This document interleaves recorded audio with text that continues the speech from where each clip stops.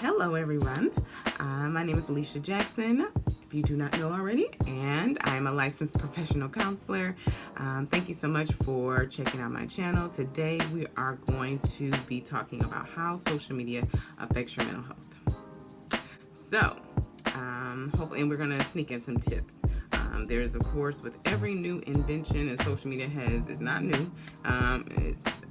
It's been around since about 2005, 2006, just that's when it became this big thing.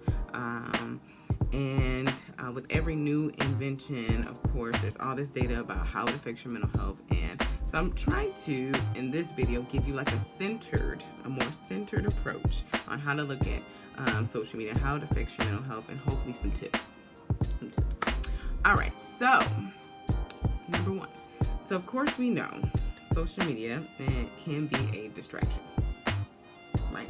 And so really linking to time usage and the way that you utilize your time and be mindful of the amount of time that you spend on social media.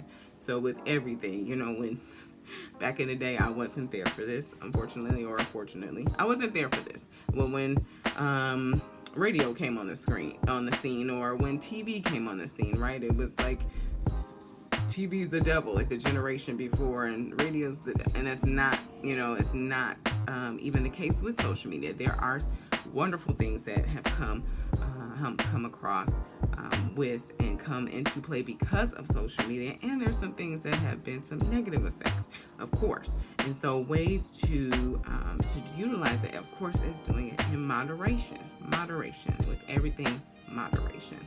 And I only say everything because some things just don't need to be added into your life, but that's another video, not this one.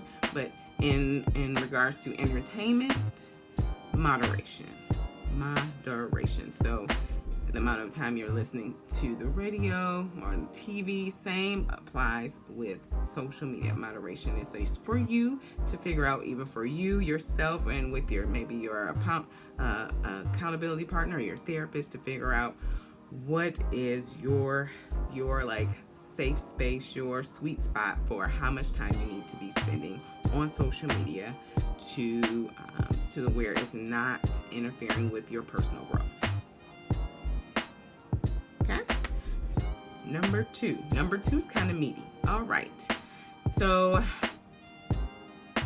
the second way that social media can affect your mental health is it can trigger what's already there.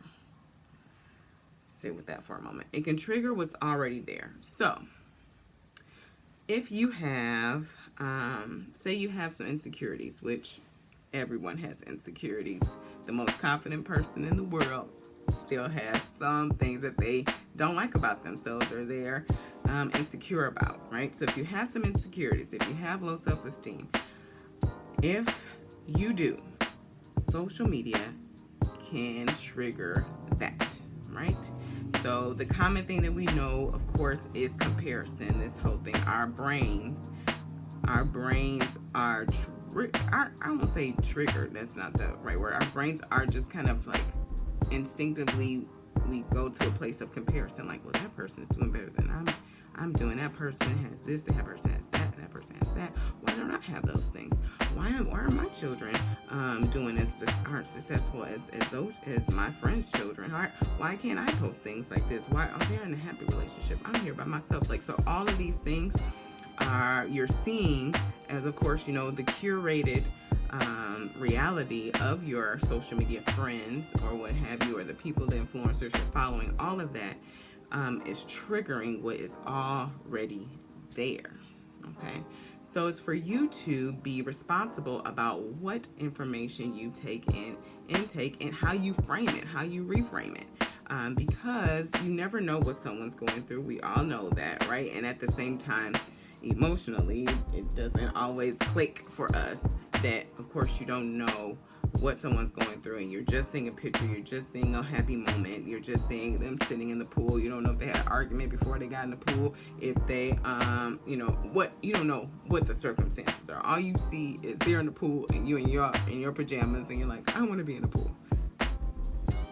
So social media can trigger what's already there. If you have difficulties regulating your emotions. Okay, social media can be a polarizing place. If you think about it,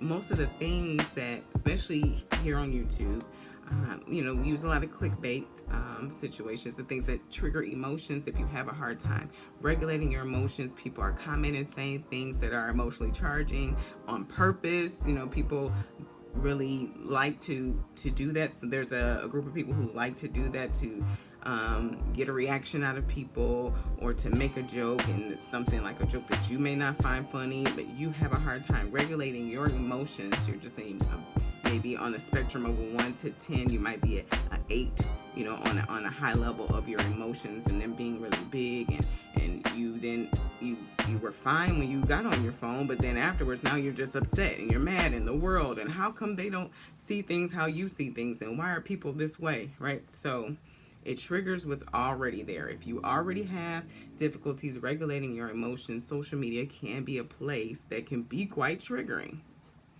because people are expressing themselves. And so for you to be able to, again, going back to the first one, seeing how much time you're going to spend on social media, and number 2, how you're going to frame everything, how you're going to take care of yourself, what is the function of how you are utilizing social media, and if there's some filters and privacy settings that you maybe need to adjust, so that you can limit the amount of triggering information that you take in for yourself. Everybody's got triggers, and I know we use that word so much, and that's another video.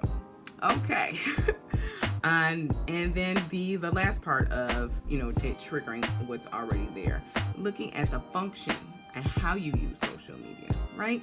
So a lot of times people who have had some very unfortunately invalidating experiences in their life, and they have gone through some situations where people didn't give them comfort, people didn't give them, oh, it's gonna be okay, I'm sorry you went through that. They just kind of went through it themselves, and were told to, like, grin and bear it, this is what life is. And then they look to social media for validation. They'll put a post out to get likes, to get shares. They, seeking that validation from people. And not all the time are people willing to give that validation. So it triggers what's already there, right? So if you're looking for and seeking validation and then not getting it, it's going to trigger that invalidation, or those experiences prior that you had, and then it's going to leave you feeling even more invalidated. And it's majority of the time not personal. Not all the time are people going to their phone. Have anybody ever said, let me go to this phone and validate some people today? You're just going to say, I wonder what somebody posted, and let me share a funny meme, to interact. Or if they're you're an influencer, then you're doing what you're tasked to do. But not often do you say, let me go on and validate someone today. That's not typically why someone uses the internet, right? So I'm saying that to say, be mindful, of course, your time usage and how you frame the information that you're taking in, and how you're monitoring that for yourself. Okay. Number 3, on the third way on how social media can affect your mental health.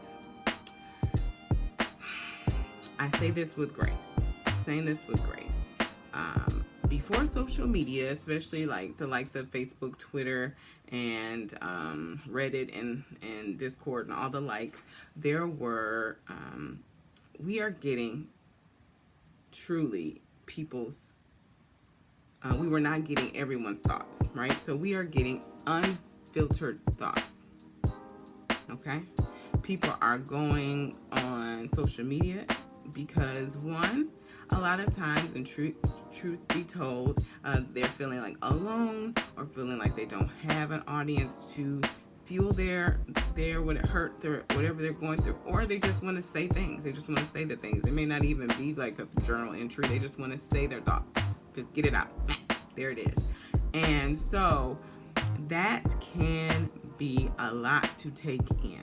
That can be a lot to take in. Other people's unfiltered thoughts. It's a lot of information for our brains, our system to take in on a regular basis. So it can make you even kind of have a different view of the world.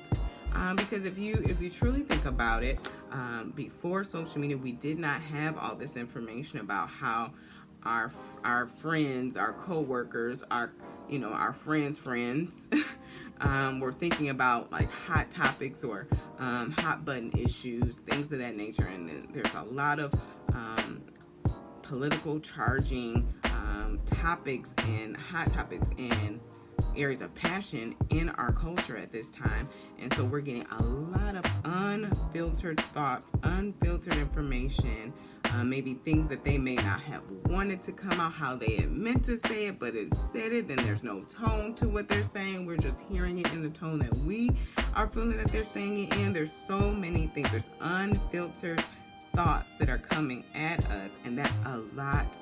That's a very taxing. Even if you have all your insecurities intact, even if you are able to regulate your emotions pretty well, like you're able to navigate and rationalize and reframe things, even if you have pretty high internal validation, you don't just rely on external validation, taking on everyone's unfiltered thoughts.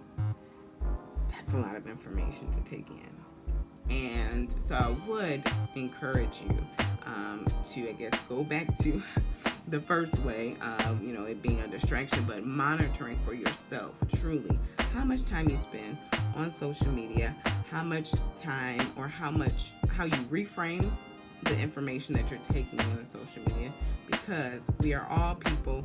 We are all trying to navigate this thing called life, and sometimes we make mistakes along the way, and it might be with a tweet or a post or a comment or what have you. So extending grace when you need to, and extending grace to yourself means saying, I'm going to maybe turn off social media for today and do something else. There's definitely life outside of our phones, our computer screens, and our TV screens, because a lot of us have smart TVs now.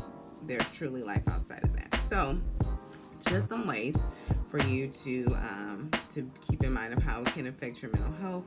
Again, things that I recommend are you checking with yourself, your accountability partner, your therapist, if you have one. Hopefully you do, on how much time you feel is right for you to spend on social media, on the internet, on engaging, and what are some other things outside of that you could possibly do that could be more, that could also add to your life. And of course, if you do not, please like, of course, this video. Subscribe to my channel, Alicia Jackson LPC. I am on Facebook, Instagram, and Twitter. Everywhere, Alicia Jackson LPC. I go live on my Instagram and Facebook page every Monday, so be sure to follow me there. Thank you so much for watching this video. You take care of yourself and have a blessed one. Bye-bye.